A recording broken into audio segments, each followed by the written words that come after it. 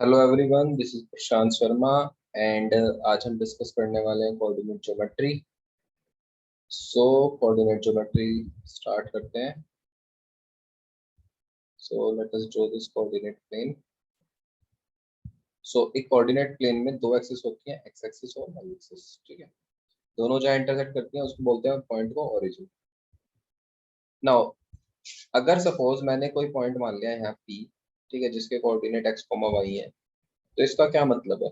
इसका मतलब ये है कि ये पॉइंट वाई एक्सिस से तो एक्स डिस्टेंस दूर है एंड एक्स एक्सिस से ये पॉइंट वाई डिस्टेंस दूर है।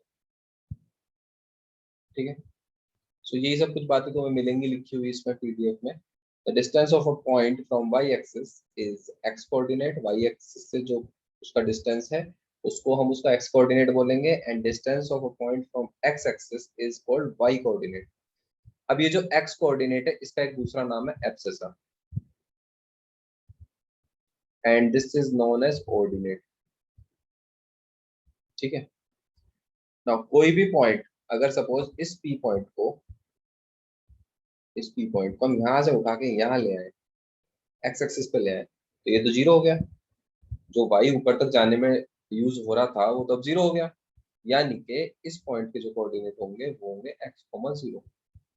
ठीक है, उसी तरीके से अगर मैंने बाई चांस मैं पी को उठाकर इधर ले आया वाई एक्सिस पे, तो अब क्या जीरो हो जाएगा? ये एक्स पार्ट जो है इसका ये जीरो हो जाएगा।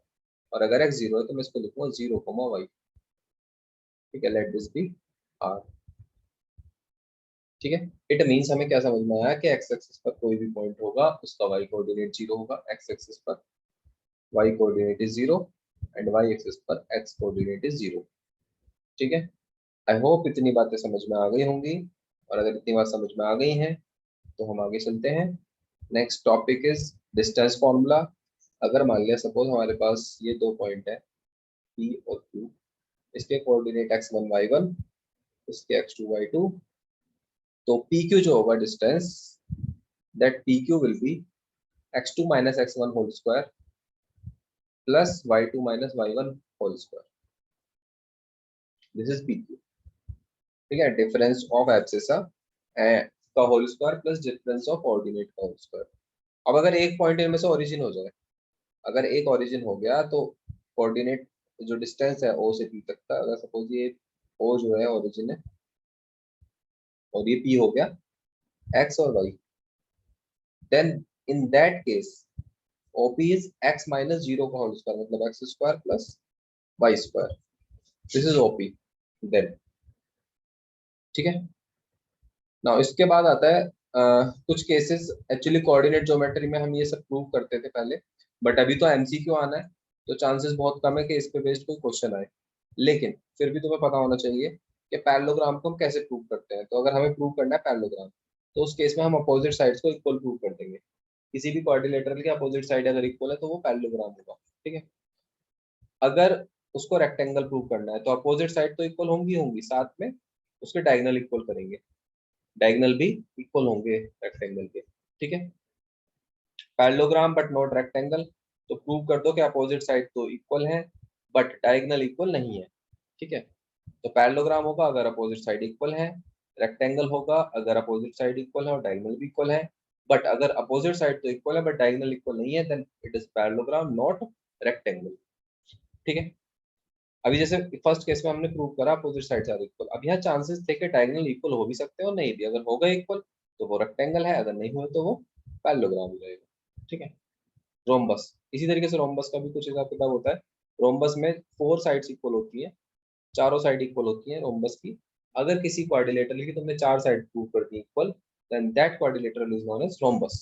बट अगर उसके डायगोनल भी इक्वल हो जाते हैं, रोम्बस की चारों साइड इक्वल और उसके डायगोनल भी अगर इक्वल हो जाते हैं, then it is called square. तो उसको बोलेंगे स्क्वायर। ठीक है, रोम्बस होगा बट स्क्वायर नहीं होगा कब? अगर चारों साइड इक्वल है और डायगोनल इक्वल नहीं है। ठीक है, if four sides are equal but diagonals are not equal, then in that case that quadrilateral is known as rhombus. ठीक है, देखो ऊपर क्या था? पैरेललोग्राम, फिर पैरेललोग्राम से रेक्टेंगल।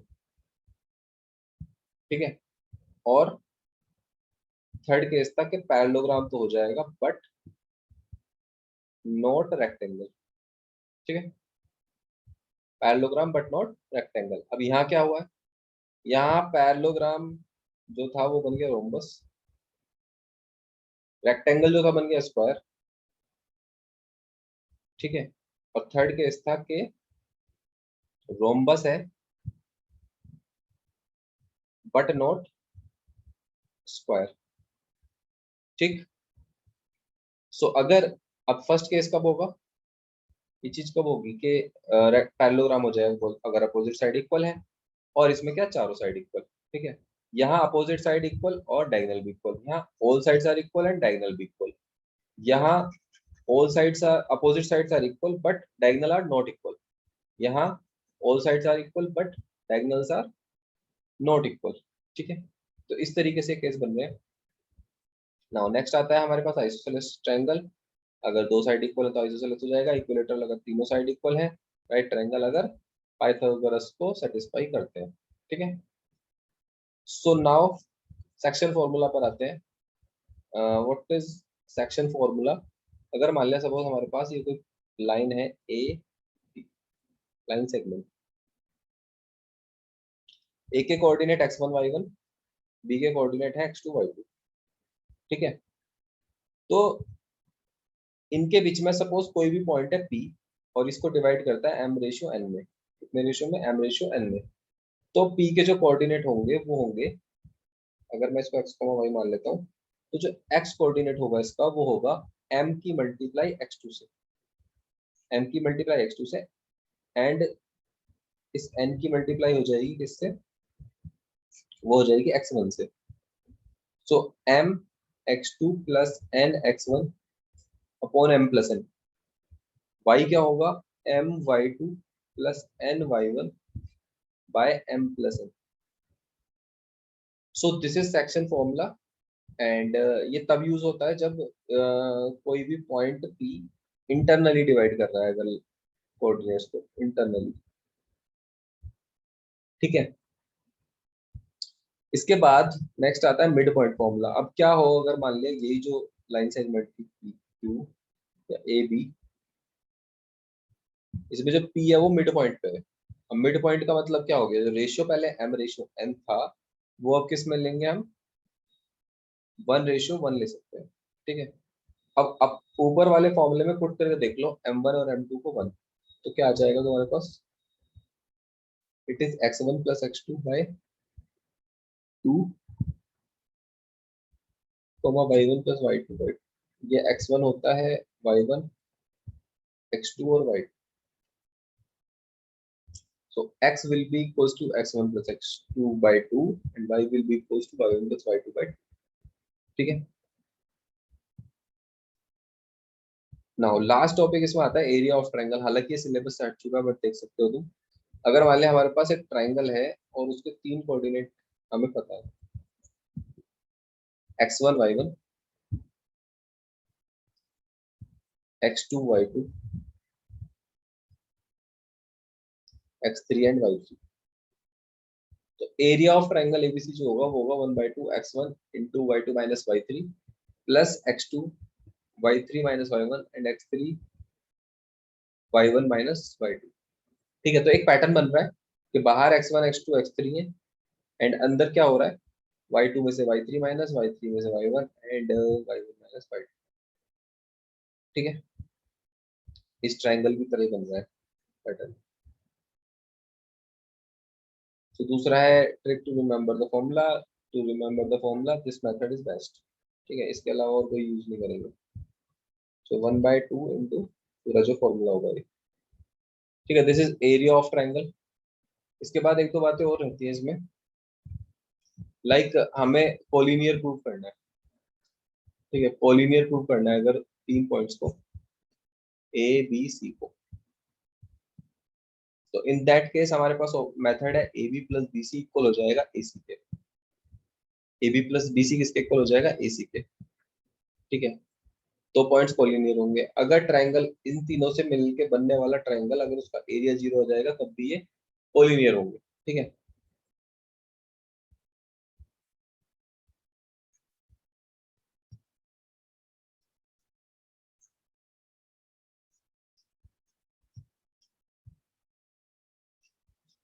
अच्छा सपोज अगर हमारे पास मान लिया ये कोई ट्राइंगल है ABC और मैं इसका सेंट्रोइड निकालना चाहता हूँ, G पॉइंट है, लेट सेंट्रोइड भी, तो coordinates of G that is centroid are, अगर सपोज ये x1 y1 होता, x2 y2 and x3 y3, तो जो G के कोऑर्डिनेट है जो कि x y मान लेते हैं वो हो जाएंगे x1 plus x2 plus x3 by 3 and y1 plus y2 plus y3 by 3। So ये हो गया हमारे पास सेंट्रोइड का भी फॉर्मूला। ठीक है, जी क्या है यहाँ पर, सेंट्रोइड, सेंट्रोइड ऑफ ट्राइंगल।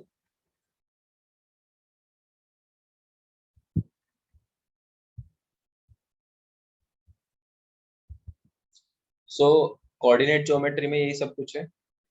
सो इसको रिवाइज कीजिए एक दो बार और टॉपिक को, और उसके बाद इससे रिलेटेड क्वेश्चंस आपको सॉल्व करना है। इस वीडियो को अगर PDF चाहिए तो आप टेलीग्राम ज्वाइन कर सकते हैं। टेलीग्राम चैनल का लिंक मैं शेयर कर दूंगा डिस्क्रिप्शन में और पिंड कमेंट में। दूसरा, अगर आप प्रैक्टिस करना चाहते हैं क्वेश्चंस तो भी आप टेलीग्राम को ज्वाइन कर सकते हैं, उस पर आपको बहुत सारे प्रैक्टिस क्वेश्चंस मिल जाएंगे। सो ज्वाइन कीजिए टेलीग्राम एंड शेयर कीजिए इसको, वीडियो को, एंड सब्सक्राइब कीजिए चैनल को। Thank you.